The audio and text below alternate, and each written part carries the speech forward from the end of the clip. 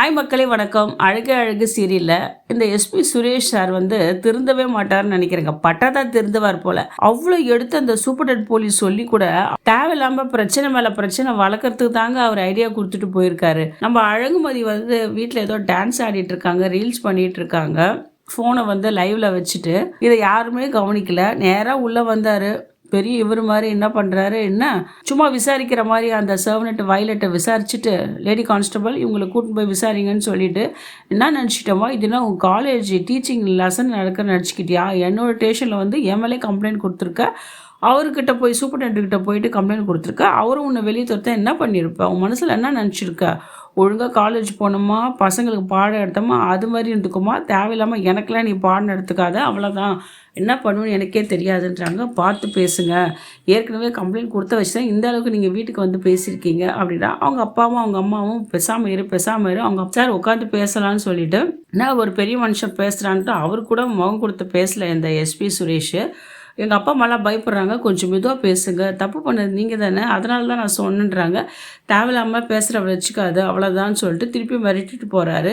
இதனால் வீட்டில் எல்லாம் ஷாக் ஆகிறாங்க. அப்பா இதெல்லாம் உனக்கு தேவையில்லாத வேலைன்னு சொல்லிட்டு அழகுமதியை திட்டிகிட்டு இருக்காரு. அழகுமதியும் இந்த ஃபோன் எடுக்கிறாங்க. அப்போ தான் அவங்களுக்கு தெரிஞ்சது இந்த சுரேஷ் பேசினது எல்லாம் ரெக்கார்ட் ஆகிருக்கு. இதை வச்சு தரமான சம்பவம் தான் நம்ம அழகுமதி பண்ண போகிறாங்க. வேணும் உடனே குஜா தூக்கிட்டு வந்துடுவான் அந்த தங்கராஜ். அவனுக்கு என்ன வேலை இருக்குது?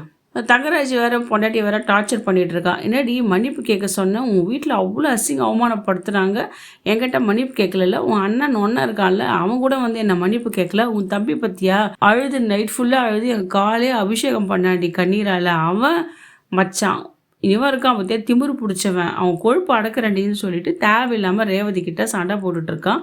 அந்த நேரத்தில் அவனுக்கு ஒரு கால் வருதுன்னு கீழே போயிடுறான். அப்போ அழகு மலர் கால் பண்ணுறான். என்ன ரேவதி எப்படி இருக்கீங்க, நல்லா இருக்கீங்களா, உங்கள் வீட்டில் எதுனா பிரச்சனையாச்சுன்னு அதெல்லாம் கேட்குறாங்க. அதெல்லாமே அவங்க அன்னிக்கிட்ட மறைச்சிடுறாங்க. இவங்க 2 பேர் பேசிகிட்டே இருக்காங்க. நான் அம்மா போய் பார்த்தீங்களா என்னென்னு அவங்க வீட்டை பற்றி கேட்குறாங்க. இல்லை நான் எதுவுமே போகல, வீட்டில் வேறு அலோவ் பண்ண மாட்டுறாங்க, அத்தை மாமா விட மாட்டேறேன், பிரச்சனை பண்ணுறாங்க, இல்லை அங்கேயே இருந்துக்க வேண்டியதான்னு சொல்கிறாங்க. இது எப்படி சொன்னால் எப்படி, நான் எப்போ எங்கள் அப்பா அம்மா போய் பார்க்குறது, எப்படி நான் எங்கள் அம்மாவை தம்பி போய் பார்க்குறது, எனக்கு ரொம்ப கஷ்டமாக இருக்குன்னு சொல்லிட்டு தான் மனது கஷ்டத்தை நாத்தனாக்கிட்ட ஃபீல் பண்ணிக்கிறாங்க. அந்த நேரத்தில் தங்கராட்சி குரல் கேட்கவே ஃபோனை அப்படியே வச்சிடுறாங்க. நல்ல வேலை தங்கராஜ் இதை பார்த்தா இது அதுக்கு வேறு ஃபோனெல்லாம் உடச்சி ஆர்ப்பாட்டம் பண்ணியிருப்பான். ரேவதியை திட்டிகிட்டே இருக்கா. இதெல்லாமே அழகுமலர் கேட்டுடுறாங்க. கேட்டுட்டு பேசாமல் இருந்துடுறாங்க. உடனே நம்ம ரேவதி என்ன பண்ணுறாங்க, ஒருவேளை அண்ணி கேட்டாங்களே என்னன்னு தெரில, அண்ணின்னு சொல்கிறாங்க. அவங்களும் ஃபோனை கட் பண்ணிட்டு போயிடுறாங்க.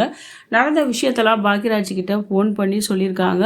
ஃபோன் பண்ணி சொன்ன ஒரு 10 நிமிஷத்தில் பாக்யராஜ் தங்கச்சி வீட்டில் ஆஜராகிட்டு தங்கச்சி நல்லா விசாரிக்கிறாரு. இதை பார்த்த ரேவதி, இப்போ தானே அவர் போனார், நான் அப்போ வெளியதாம்மா இருந்தேன், உங்கள் வீட்டுக்கார் போகிறதுக்கு தான் நான் வெளியதானிட்டு இருந்தேன், போனதுக்கப்புறம் தான் உள்ளே வந்தேன், எப்படிமா இருக்க, அதெல்லாம் பிரச்சனையான்னு கேட்குறேன். அதெல்லாம் ஒன்றும் இல்லைண்ணா, நான் நல்லா தான் இருக்கேன், நீ ஏன்னா இப்படி இருக்க, பாவம் இது மாதிரி தப்பு சுரேஷ் பண்ண தப்பு தான், எங்கள் வீட்டுக்கு ஒரு சேர்ந்து அவன் ரொம்ப அநியாயம் பண்ணுறான், அண்ணியோட தம்பி போய் அடிச்சிருக்காங்க, நீயாச்சும் போய் பார்த்துருக்கலாம்ல, என்னால் வீட்டில் எதுவுமே எதிர்த்து பேச முடியலம்மா, எனக்கு எல்லாம் தெரியுதுண்ணா, நீ ஏன் இப்படி இருக்கன்னு தெரியல, அண்ணி பாவம் இல்லை, ஒரு பொண்ணுக்கு சப்போர்ட்டே கட்டின புருஷன் தானே, நீ ஏன் வீட்டில் அப்பா அம்மாவுக்கு பயந்துக்கிட்டு அப்படியே இருக்கிறேன்னு, அதுதானே எனக்கு பிடிக்கல, என் வாழ்க்கையை பற்றி நான் பார்த்துக்கிறேன், அது நீ கவலைப்படாத, அண்ணியை போய் என் புருஷன் மாதிரி நீ இருக்கக்கூடாது, வீட்டில் வாய் திறந்து பேசினேன், அவங்க தான் அவங்க அம்மாவையும் தம்பி பார்க்க போகிறாங்கன்னு சொன்னால, நீ சப்போர்ட்டாக நின்று இருக்கணும்டா, நீ இப்போ அமைதியாக இருந்தால் அவங்க என்னென்ன பண்ணுவாங்க, குழந்தெல்லாம் இங்கேயே வச்சுக்கிட்டு அவங்க வாழ்க்கைக்கு தானே பயப்படுறாங்க, எதுனா இருந்தாலும் அப்படியே இருப்பியான்னு சொல்லிட்டு அண்ணனை திட்டுறாங்க.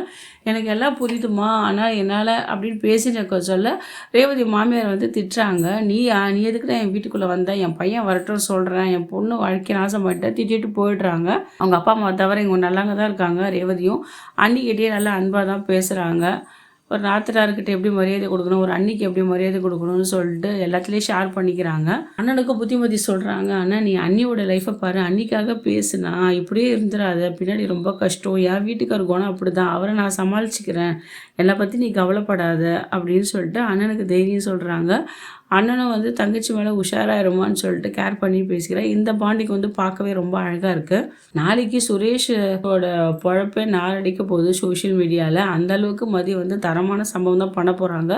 பொறுத்திருந்து பார்க்கலாம் மக்களே என்ன நடக்க போகுதுன்ட்டு. உங்களோட கமெண்ட்ஸை தயவு செஞ்சு எனக்கு பதிவு பண்ணுங்கள். இந்த வீடியோ உங்களுக்கு பிடிச்சிருந்தா லைக் அண்ட் ஷேர் பண்ணுங்கள். நன்றி, வணக்கம்.